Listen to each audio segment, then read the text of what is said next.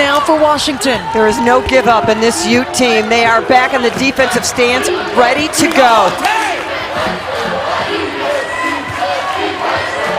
Anthony Leverett's told us that we don't need one player getting a bunch of points. We need a lot of different players getting about 7 or 8. He's gotten that tonight. Balanced scoring for Utah. Katie Collier. Second effort from Collier. She hasn't been feeling well. She's had a bit of a sinus infection coming into this game, but getting some production from her there. Whatever you can give your team.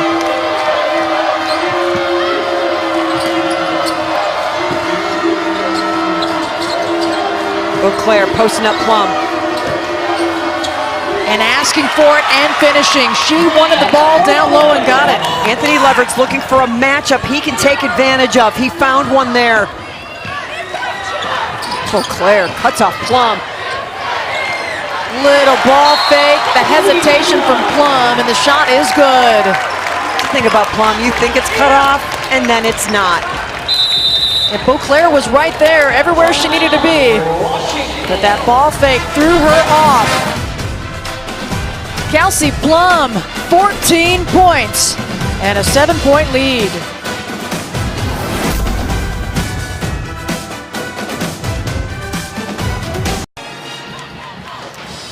Washington has a 7-point lead over Utah here in the second half of action. And it's time to take a look at our Pure Soap play of the game. Started with some defense, creating some offense, Mary. Claire trying to get it going, and any play of the game has got to be a pure silk pass from Jazz Davis to Kelsey Plum. That is silky smooth right there. Beautiful connection between those two. Coming up next is the Pure Soap post-game report with Ashley, Ann, and Roz. They're going to recap all of today's games along with highlights, stats, and analysis. Boy, they need to find a late-night restaurant that is open. They have put in some hours today. It's probably going on about 12 right now. I'm sure they've had it catered in to them back in the studios. You're right. I hope so anyway, for their sake. They're doing a great job. We've had a great start, the first round of play for the women's tournament here today. We'll have 4 more games for you tomorrow on Pac-12 Networks. The winner of this one will take on the 4-seed Cal Bears. Claire on the post up, now on the baseline. 12 points. The 2 freshmen in double figures for Utah. The future's bright for the Utes. Well, it is. They will get Emily Potter back, the sophomore who's been out with the knee injury. I want to go live in their new practice facility. They have a fireplace in their team room. Anthony Leverett says it's as nice as a 4 Seasons. You see Potter and the Stricos. Also Malia Nawahine next to her. They'll have her back. She had started the first 3 games. She had been averaging 13 points. She's a big-time scorer, so they'll have her back. And the new Diggs on campus in Salt Lake City. Got it to 5. The ball seemed like it's been in Jazz Davis's hands the entire second half. She decided at halftime that that's the way it was going to be. A little crossover, another crossover. Can't get the shot to go. Fatuesi with the board. Her 8th, moving towards a double-double.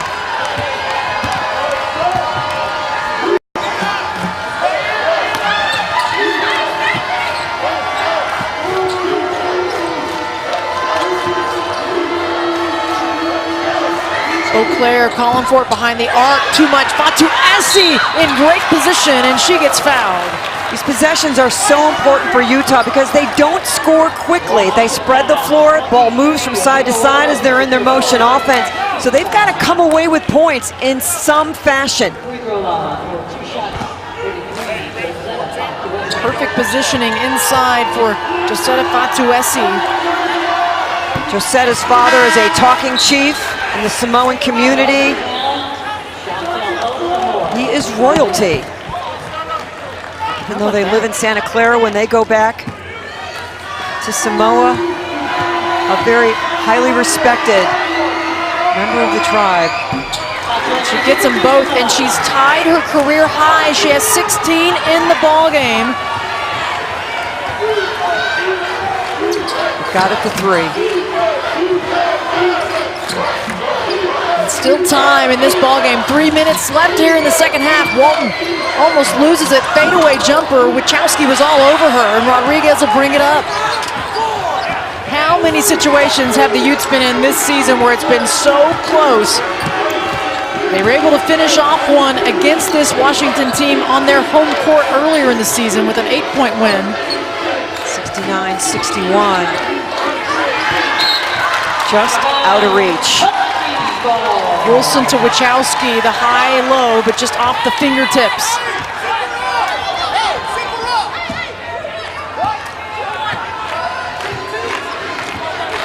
Now we'll see the Huskies work the clock a little bit.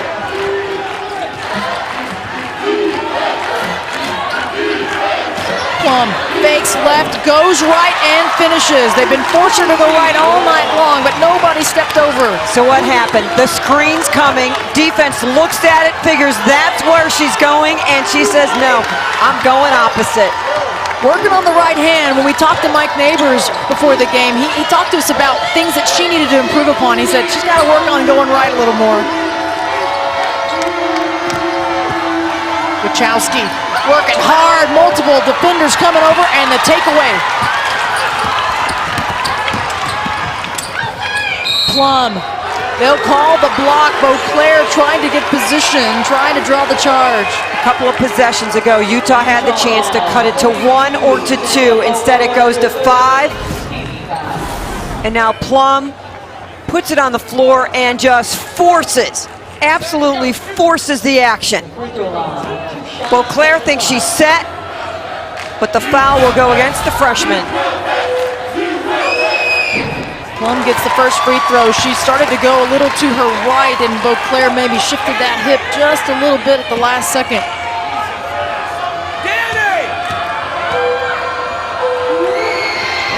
18 points for Kelsey Plum. Boy, she's worked for every single point. Nothing has come easy except maybe that layup courtesy of Jazz Davis.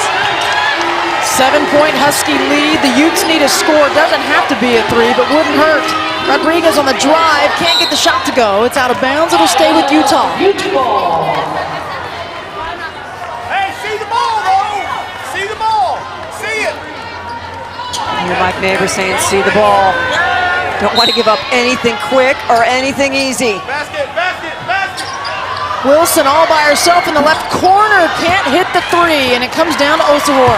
Hit 3 in the first half. Walton says we have the lead, and we don't need to be in a hurry. So a timeout on the floor, and Washington hanging on to a 7-point lead over Utah.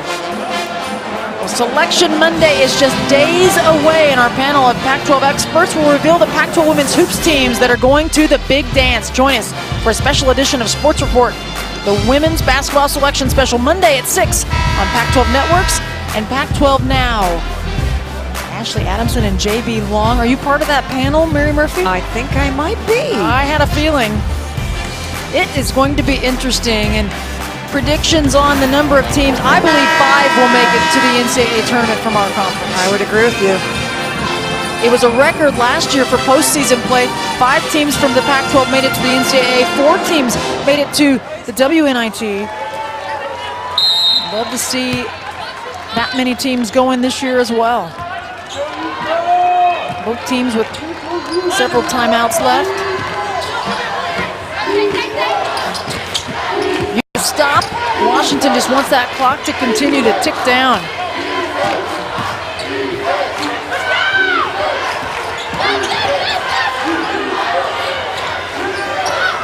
Shot clock down to 2, and that hurts.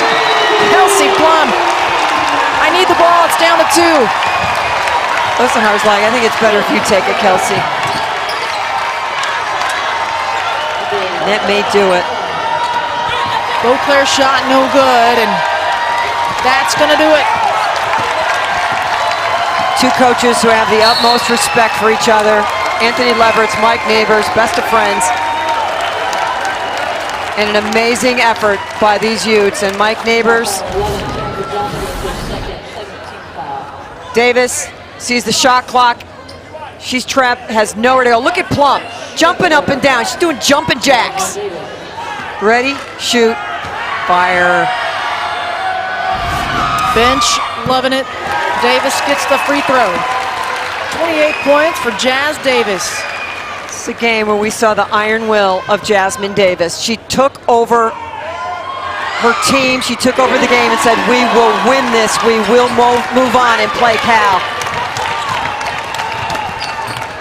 Cal and Washington played once this year, and Washington beat California.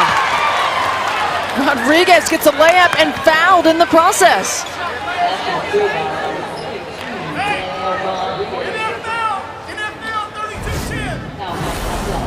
The replay, Daniel Rodriguez turns the corner, takes a little bit of contact, and finishes. Gets the three-point play. Full court pressure.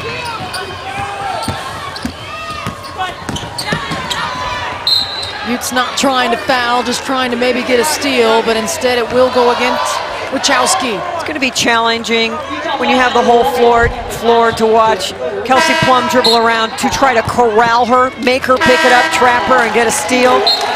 Jazmine Davis leaves the game an extraordinary performance. Season high for Davis, 29 points. And the crowd on their feet showing their appreciation. Alexis Ashley has checked in for the Huskies. Collier's back in. Plum gets that first free throw.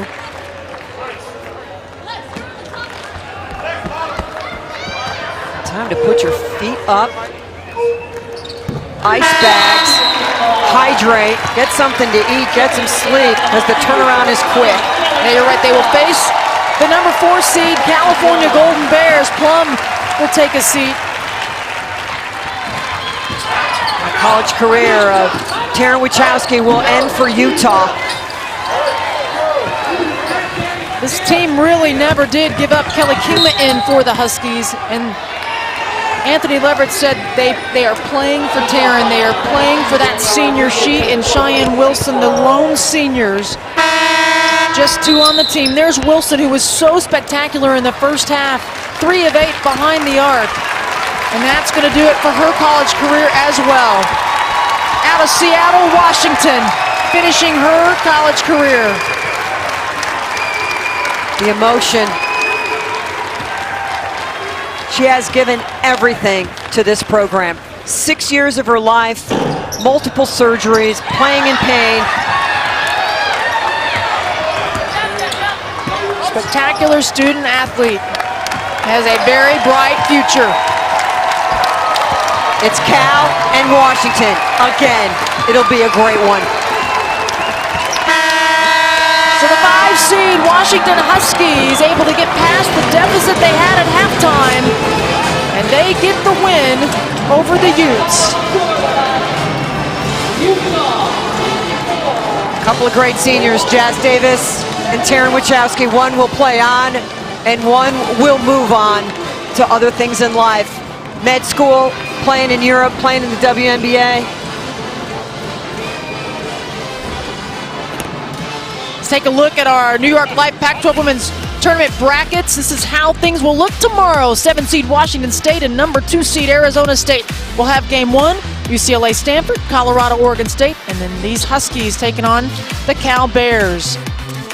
And Jill Savage is joined now by the head coach of the Huskies, Mike Neighbors. Jill? Thank you so much, Coach. What is it about these 2 teams that gives us such good matchups? Well, I think we've got mutual respect. Our kids have the utmost respect for how they play and how they go about it.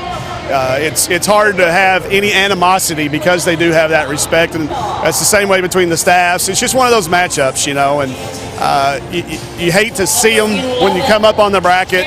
It's a battle every time, and they're always good basketball, though. You spoke about depth being an issue. You have another game facing Cal. You beat them in the 1 matchup. How much rest can you get between now and tomorrow? Well, we'll go and get off our feet. We're used to doing that. You know, we don't practice as much as most people do, so we make up our minutes there. Now it's going to be a challenge because Cal will certainly they will certainly test you physically. Sometimes it's an advantage to have already played on day 1, so hopefully we can use that early and see if we can just gut it out. Thank you so much. Congratulations. Okay, thank y'all. Krista? All right, thank you, Jill. A big win for the Huskies. Once again, they get the win, 11 points over the Utes. And the 5-seed Huskies will take on the Cal Bears tomorrow. Stay tuned. We'll bring you our Pac-12 Network studio with Ashley Roz and Ann. You're watching Pac-12 Women's Basketball Tournament from Seattle. We've had a great first round of games. We'll have more for you tomorrow. Thanks for being with us here in Seattle. Good night, everybody.